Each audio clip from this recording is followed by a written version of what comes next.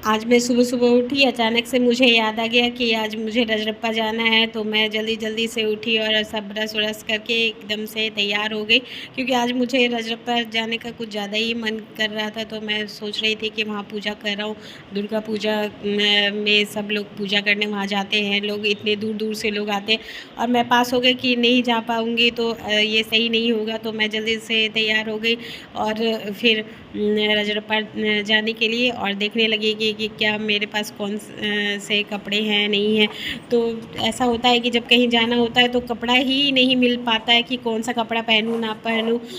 कोई भी आप मतलब ऐसे तैयारी नहीं हो पाता है सही से। तो मैंने बहुत ढूँढा अपने बैग में, इधर-उधर कपड़े फेंके, उसके बाद मैंने एक सूट निकाला जो कि मुझे ठीक-ठाक लगा कि चलो इससे पहन के पूजा किया जा सकता है। तो फिर मैंने डिसाइड किया कि चलो वही सूट पहन लूँगी और फिर मेरे पास उसके दुपट्टा भी नहीं थे, तो फिर भी मैंने काम चलाऊ उससे ये कर लिया और फिर मैंने डिसाइड कर लिया कि चलो सूट का तो डिसाइड हो गया कि चलो यही सूट पहनना है। उसके बाद फिर मैं जल्दी-जल्दी से नहाने चली गई और नहाने के बाद और मैं बिल्कुल रेडी हो गई और अब जाने के लिए रजरप्पा। तो अब देखते हैं कि हमारी सवारी कब निकलती है और हम लोग कब रजरप्पा के लिए रवाना होते हैं यहाँ से। तो चलो देखते हैं कि कहाँ-कहाँ से किस तरह से हमें जाना है। तो बस अब हम लोग निकलने ही वाले हैं, थोड़ी देर में हम लोग निकल जाएंगे घर से। और यहाँ से काफ़ी दूर है, 70 किलोमीटर की दूरी पड़ती है रजरप्पा की दूरी। तो वहाँ से यहाँ से रामगढ़ की दूरी 70 किलोमीटर है, उसके बाद 30 किलोमीटर उससे भी आगे जाना पड़ता है। तो ये हमारी सवारी निकल पड़ी है और आगे-आगे देखते हैं कि और क्या मिलने वाला है, क्या है नहीं, तो वो आपको गाइड करते चलूँगी, आप देखते चलना। देखो ये हम लोग निकल रहे हैं अभी, ये हमारा कोकर का ही एरिया है जहाँ से हम लोग निकल रहे हैं और आगे हम लोग यहाँ रामगढ़ जो रास्ता जाता है उसी से क्रॉस करके जाएंगे। तो हम लोग ये रामगढ़ के रोड में एंट्री कर चुके हैं। यहाँ का रोड देख सकते हो आप कितनी सुंदर है। रांची की एक खासियत है कि रोड यहाँ पे इतनी अच्छी है कि आप गाड़ी बहुत अच्छे से चला सकते हैं, बहुत स्मूथली चला सकते हैं।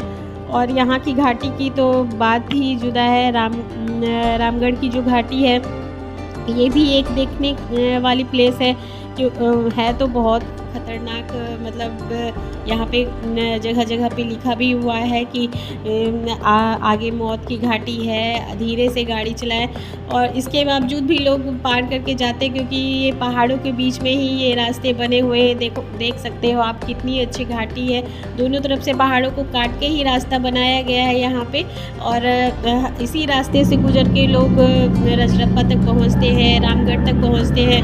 क्योंकि रांची जो है एक बिल्कुल पहाड़ी इलाका है, तो यहाँ पे मिट्टी आपको बहुत कम देखने को मिलती है। ये पहाड़ी इलाका है तो पहाड़ यहाँ पे ज़्यादा रहते हैं, तो उन्हीं को काट काट के रास्ता बनाया गया है और एक शहर से दूसरे शहर को जोड़ा गया है, जो कि आप ये देखने लायक है रामगढ़ की घाटी।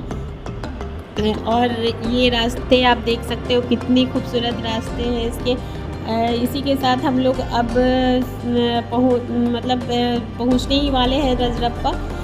रामगढ़ हम लोग पार कर चुके हैं और ये बस्ती में हम लोग घुस चुके हैं। लेकिन अभी भी दूरी है, अभी यहाँ से लगभग 30 किलोमीटर हम लोगों को आगे जाना पड़ेगा। तो ये देख लो आप लोग, जंगल को पार करते हुए, एकदम से घना जंगल था। हम लोगों को डर भी लग रहा था कि पता नहीं हम लोग रजरप्पा पहुँच भी रहे हैं या नहीं। लेकिन कुछ गाड़ियाँ उधर से गुजर रही थी तो हम लोगों को लग गया कि हाँ हम लोग रजरप्पा पहुँच चुके हैं और पहुँचने ही वाले हैं। तो हम लोग को भी इत्मीनान हो गया। तो अभी हम लोग जंगल को पार करते हुए रजरप्पा पहुँचने ही वाले हैं और हम लोग पहुँच ही चुके हैं उसके नज़दीक। और यही है, यहाँ पे जब लोगों की भीड़ देखी तो हम लोगों को भी राहत आया कि चलो रजरप्पा पहुँच गए। और यहाँ पे सबसे पहले पहुँचने के बाद आपको वहाँ पे अपने चप्पल जूते उतारने होते हैं और प्रसाद लेने होते हैं। हेलमेट वगैरह वहीं दुकान पे ही रखवा देते हैं दुकानदार। और इस तरह से हम लोगों ने एक डलिया भी बनवाया था जो कि 221 रुपये का पूरा डलिया बना था। तो इसमें सारा प्रसाद वगैरह वो सारा चीज़ दे देते हैं, अगरबत्ती, जिसमें अगरबत्ती, फूल, प्रसाद, माँ को चढ़ाने वाली चुनरी, चूड़ी वगैरह सारा चीज़ रहती है। तो वो इकट्ठा ही आपको डलिया बना के दे देते हैं, तो आपको ज़्यादा मेहनत भी नहीं करना पड़ता है पूजा के सामान को जुगाड़ करने के लिए।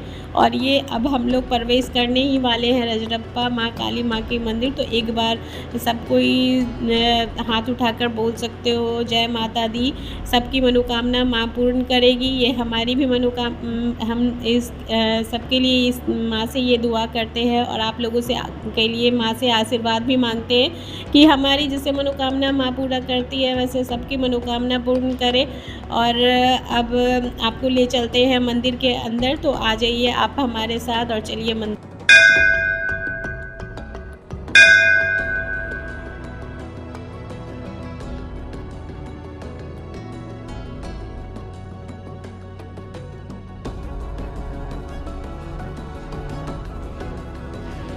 अंदर प्रवेश करते ही यहाँ पे इस तरह से मतलब बैरियर बनाया गया है जिसके द्वारा कि लोग लाइन लग के, भीड़ में लोग पूजा करते हैं लाइन लग के।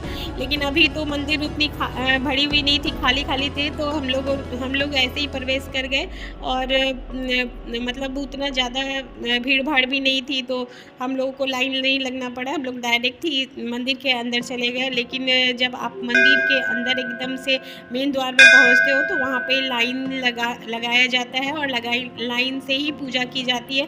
तो यहाँ पे हम लोगों को थोड़े देर के लिए लाइन लगना पड़ा, लेकिन उतना भीड़ नहीं था, तो चलो अच्छे से पूजा हो गया संपन्न। सब मतलब ये नहीं हुआ कि बहुत देर हम लोग को वेट करना पड़ा, ऐसा कुछ नहीं था।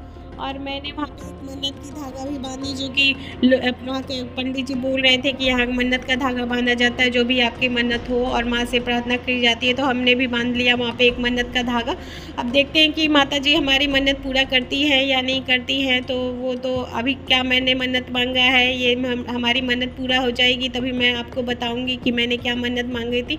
और उसके बाद मैंने वहाँ अगरबत्ती वगैरह दिखाया और फिर वहाँ पे जो 2 नदियों की संगम, भैरवी नदी और एक और नदी है जो कि 2 नदी है उसकी संगम है यहाँ पे। तो यहाँ पे मैंने थोड़ा सा जल वल छीट लिया और यहीं पे जो प्रसाद माँ को भोग के लिए लगाया जाता है तो यहीं पे तैयारी वारी किया जाता है उसका।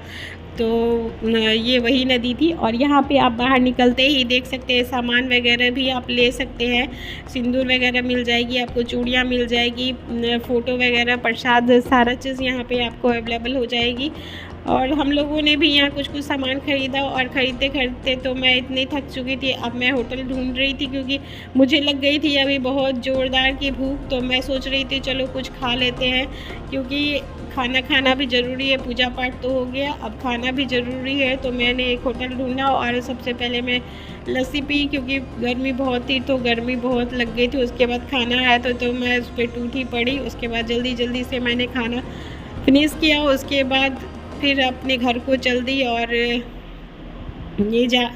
चली मैं अपने घर वापस। और ये है यहाँ का ओरमांझी चिड़ियाघर जो कि रास्ते में ही पड़ता है। तो कभी मैं इसका भी विज़िट आपको ज़रूर करवाऊँगी।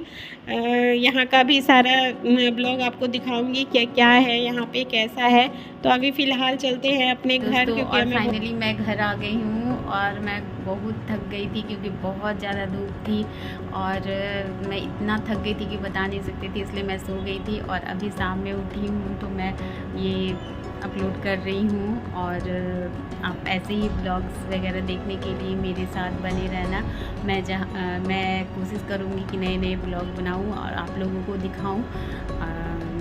कुछ प्रॉब्लम हो गई थी बीच में जिसके कारण से मैं नहीं डाल रही थी वीडियो, पर अब कंटिन्यू मैं वीडियो डालूँगी। और भगवान से प्रार्थना करो, दुआ करो कि अब मेरे जीवन में ऐसा कोई भी दिक्कत ना आए, परेशानी ना आए और मैं सक्सेस करूँ। और सक्सेस में आप लोगों के सपोर्ट की मुझे ज़रूरत है, तो प्लीज़ सपोर्ट करो। और मैं क्या बोल सकती हूँ, आपसे ये रिक्वेस्ट है मेरी कि आप हमें भी सपोर्ट करो। बहुत सारे लोगों को करते ही हो, मुझे भी करो। चलो मिलते हैं नेक्स्ट ब्लॉग में।